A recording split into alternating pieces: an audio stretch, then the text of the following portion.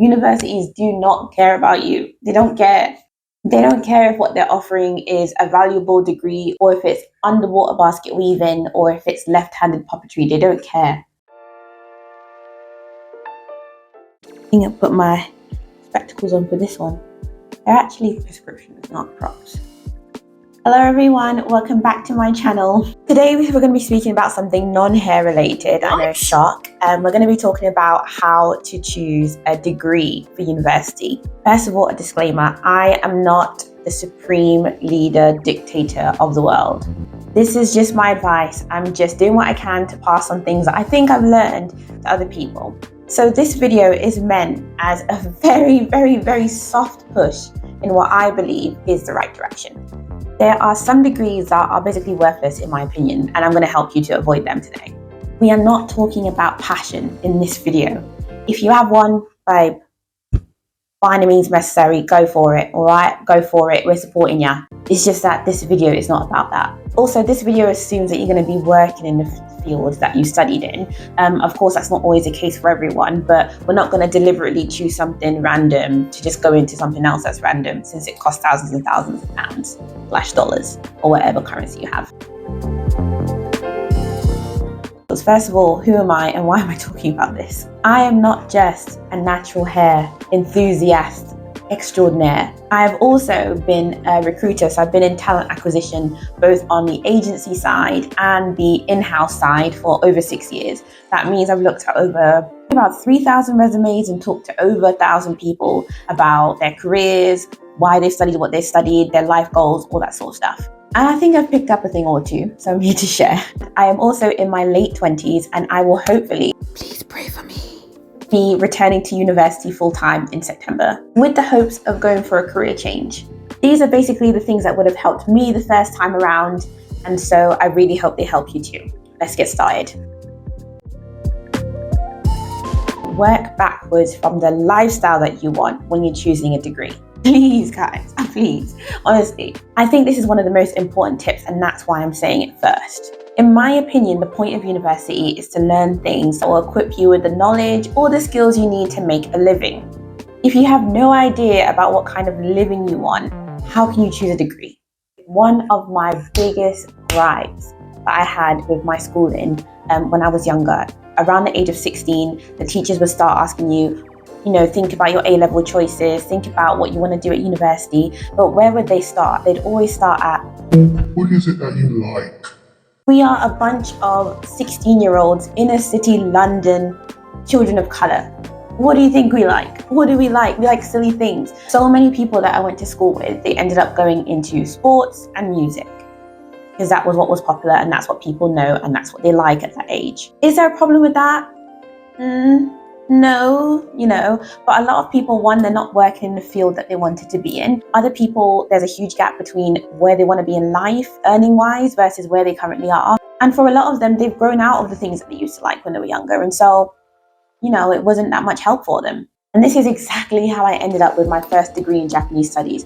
When I was 16, 17, 18, the only thing I cared about was just studying Japanese. That was what I was doing with my time. My mum always wanted me to go to university because she thought that education was important, but she herself had a language degree.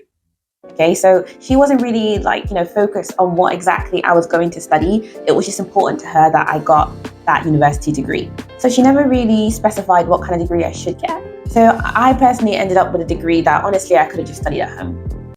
In fact, I did study at home. I learned more Japanese in the 2 years between 16 and 18 when I would study at home, and then plus 6 months that I spent in Japan before university at language school. When I add that up, I learned more Japanese than I did in the 4 years during my degree. Make it make sense. I always say that one of my passions would be to become a career coach, sort of for underprivileged kids, and I would never ask them what they liked. I would try and link that back later, not that it's not important. I think it's just something that comes a little bit later in the conversation. But I would start by, where do you see yourself in life? What kind of life do you see? What kind of family do you want? I would start there and make my way backwards. And I think a lot of them would come out with drastically different decisions to what they currently do. So what do I mean by work backwards? I mean, work backwards from the lifestyle that you want. What kind of house do you want to live in? What kind of car do you want to drive? How many children do you want? Do you plan on being a two, income household, or do you plan to just fly solo the rest of your life? Do you want to be going on holiday / vacation a few times a year?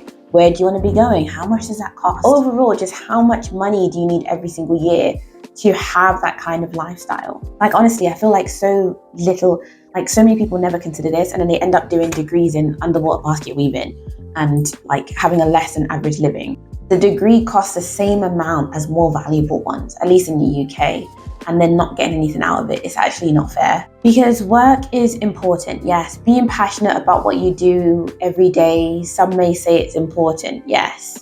But it's actually just one small part of our lives. Like, I didn't realize when I was younger how small my work is in terms of who I am. Like, yes, I'm a recruiter during the day, but I'm a wife, I'm a daughter, I'm a knitter, I love natural hair, I love to, take walks outside. There are so many things that if someone asked me who I am or what kind of person I am, I would name probably about 25 things before I start naming the fact that I go to work every day. I think it's important to think that the work that you're going to be doing is going to fund the rest of your life, the bigger picture of your life, the things that you actually want to do.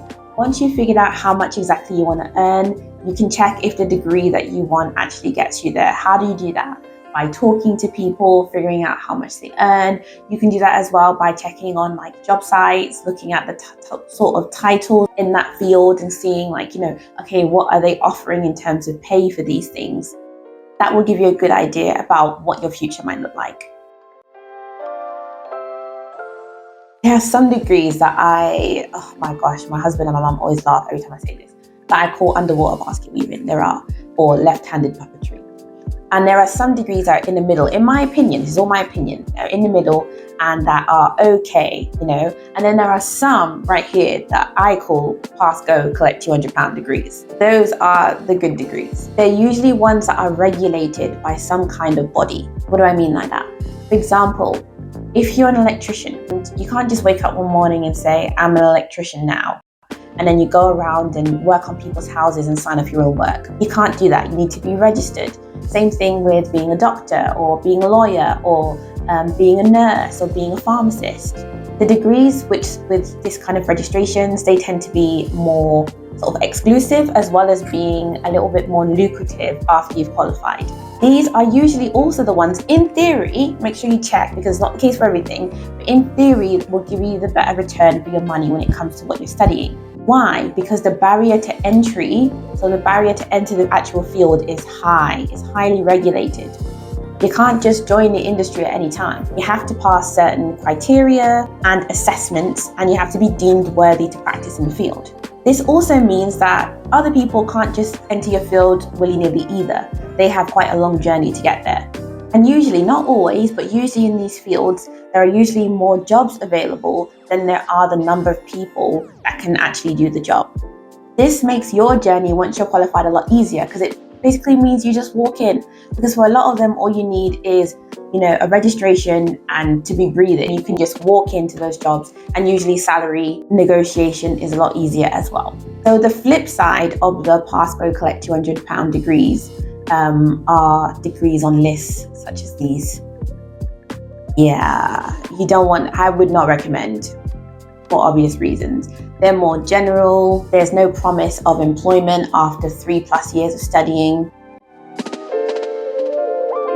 Now, this chapter is definitely for the girlies. In my opinion, some careers are just more feminine and more forgiving of our cycle than others. I know this isn't something that's often talked about, but honestly, I think it should be. I don't know about you, but I personally go through a lot of mood swings, sometimes bouts of depression and a lot of pain during my cycle. And it can be really, really tough having a career or having a job that does not support that. If you have to deal with these kind of things as well, it's worth thinking about the path that you're choosing and what exactly that looks like in your working life. Does the degree you're choosing lead to a role that offers flexibility in your working life? Is it possible to work part-time if needed? Is it normal to be self-employed? Can you usually manage your own schedule and your own calendar? Or is someone kind of watching over you all the time? Are you paid for your time or are you paid for your output? If you're paid for your time, it can be quite difficult to manage if you have quite a complex cycle, because that means a lot of the time that when you're on the clock, you're on the clock and you have to be on the whole time. However, if you're choosing something with a bit more flexibility, that's more outcome focused, usually, not always, what that can mean is that no one cares about what you're doing with your time as long as the outcome is achieved. These are just some of the things that you can consider if you haven't already. Please beware of courses with hundreds and hundreds and thousands of spaces on them. Universities do not care about you. They don't care. They are institutions that make money. They don't care if what they're offering is a valuable degree, or if it's underwater basket weaving, or if it's left-handed puppetry. They don't care. They just care whether or not there are people that want to do it, and whether there are people that will apply and stay the 3 or the 4 years and pay all the money. If there's a high demand for a course, a lot of the time they will use their resources to expand the number of people that can get on that course. This is especially the case with abstract degrees. What do I mean by abstract degrees? So these are the degrees that might not need like special equipment or special staff in order to basically carry out the course. Like for example, with medicine, you need specialist teachers, you need clinicians probably, you're going to need links with local institutions like hospitals, you're going to need specialist equipment like dummies, medicines, you're going to need all that sort of thing. You might even need to run a clinic inside of a university. There's a lot of money that will go into building a medicine department. However, when it comes to something like sociology, you just need teachers that have done a sociology degree, then you need books, and you need lecture theatre space. So if you've taken 200 people in sociology this year, but you had more applicants than you thought, why not expand that to 250 or 300 or 400? It's a lot easier to do. Why is this not good for you? Well, the odds are if your university is doing that, then all of the universities are thinking about the same thing. And so what that means is that you've got thousands and thousands and thousands more people on your course graduating with the same type of degree, the same credentials as you, which makes it more difficult for you in the job market. It just does, fortunately. So if you can, try and pick something a little bit more exclusive. And when I say exclusive, I don't mean like, super, super obscure where it leads to nothing afterwards. But I mean something a bit more specialized and a bit more sought after. Please don't choose a degree because it's easy. Please don't do that. Doing a difficult degree, I'm sure it would feel very difficult at the time. However, do you know what's more difficult? Not being able to find a job in the field that you want to go to, feeling like you spent all that time on something that didn't mean much, feeling like you're not where you want to be financially. These things are all way more difficult than the difficult degree. I would say that the degree is the last time, if you choose right, it's the last time you really have to buckle down and sacrifice a lot to get to where you want to go. After that, you can be plain sailing, smooth sailing if you choose correctly. So please don't choose something that's easy. Please choose something that is challenging but will get you to where you want to go. And use that time to really be focused. And then after uni, the world will be your oyster. So yeah, these are my top tips for choosing a degree at university. I really hope that this helped. If there's anything else you want to see about this subject, please let me know. If you're curious about anything, please let me know. But apart from that, I'll leave some useful links in the description box, like my Amazon wish list, some links. If you like my hair, thank you very much. I'll have a tutorial about that out very soon. And I shall see you in the next one. Thank you for watching. Bye.